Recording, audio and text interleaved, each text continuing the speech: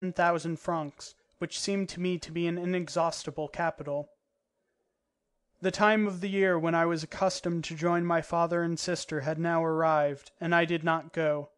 Both of them wrote to me frequently, begging me to come. To these letters I replied as best I could, always repeating that I was quite well, and that I was not in need of money, two things which, I thought, would console my father for my delay in paying him my annual visit. Just then, one fine day in summer, Marguerite was awakened by the sunlight pouring into her room, and jumping out of bed, asked me if I would take her into the country for the whole day. We sent for Prudence, and all three set off, after Marguerite had given Nanine orders to tell the Duke that she had taken advantage of the fine day to go into the country with Madame de Verneuil. Besides the presence of Madame de Verneuil being needful on account of the old Duke, Prudence was one of those women who seem made on purpose for days in the country. With her unchanging good humour and her eternal appetite, she never left a dull moment to those whom she was with, and was perfectly happy in ordering eggs, cherries, milk, stewed rabbit, and all the rest of the traditional lunch in the country. We had now only to decide where we should go. It was once more Prudence who settled the difficulty. "Do you want to go to the real country?" she asked. "Yes."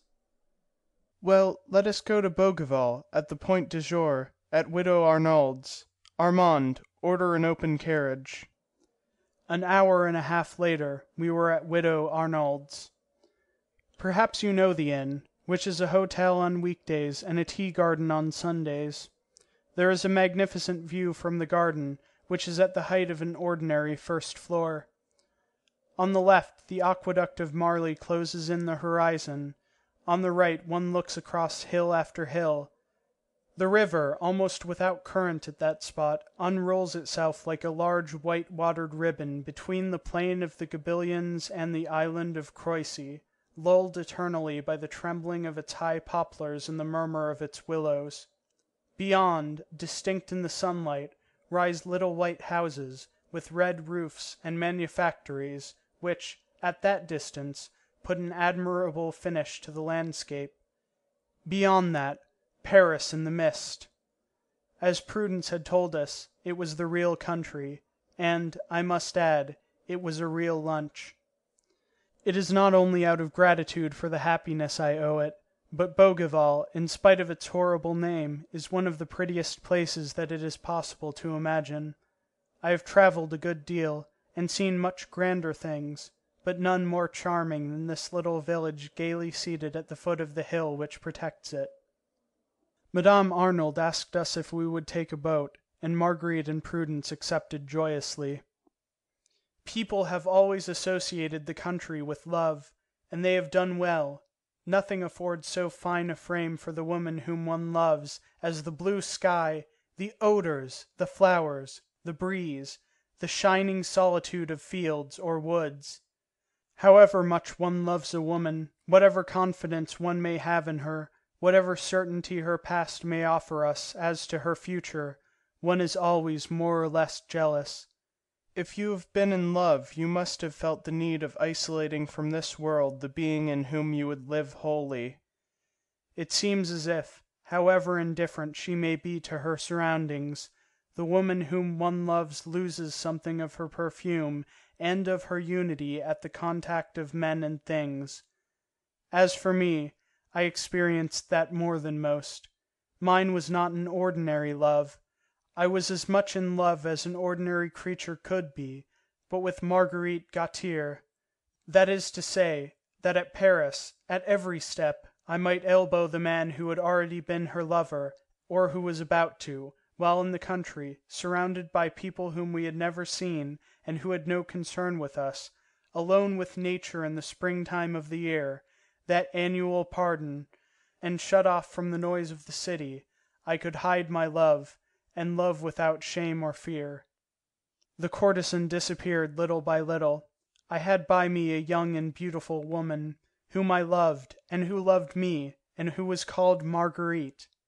The past had no more reality, and the future no more clouds.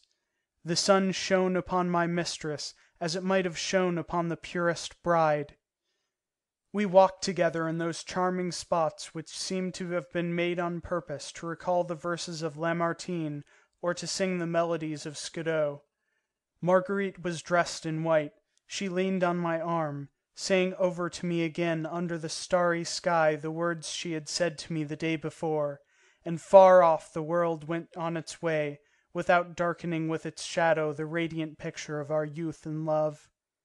That was the dream that the hot sun brought to me that day through the leaves of the trees, as, lying on the grass of the island on which we had landed, I let my thought wander, free from the human links that had bound it, gathering to itself every hope that came in its way. Add to this that from the place where I was I could see on the shore a charming little house of 2 stories, with a semicircular railing. Through the railing, in front of the house, a green lawn, smooth as velvet, and behind the house a little wood full of mysterious retreats, where the moss must efface each morning the pathway that had been made the day before. Climbing flowers clung about the doorway of this uninhabited house, mounting as high as the 1st story. I looked at the house so long that I began by thinking of it as mine, so perfectly did it embody the dream that I was dreaming.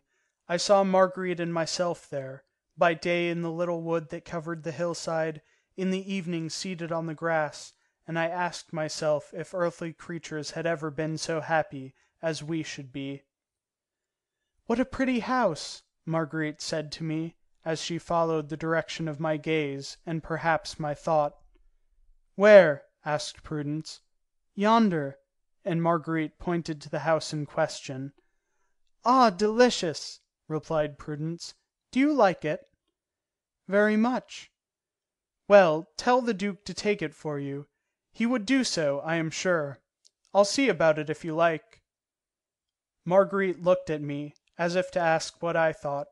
My dream vanished at the last words of Prudence, and brought me back to reality so brutally that I was still stunned with the fall. Yes, an excellent idea," I stammered, not knowing what I was saying. "Well, I will arrange that," said Marguerite, freeing my hand, and interpreting my words according to her own desire. "Let us go and see if it is to let." The house was empty, and to let for 2,000 francs. "Would you be happy here?" she said to me. "Am I sure of coming here?" "And for whom else should I bury myself here, if not for you?" "Well then, Marguerite, let me take it myself." "You are mad! Not only is it unnecessary, but it would be dangerous. You know perfectly well that I have no right to accept it save from one man. Let me alone, big baby, and say nothing." "That means," said Prudence, "that when I have 2 days free I will come and spend them with you." We left the house, and started on our return to Paris, talking over the new plan. I held Marguerite in my arms, and as I got down from the carriage, I had already begun to look upon her arrangement with less critical eyes. End of chapter 16.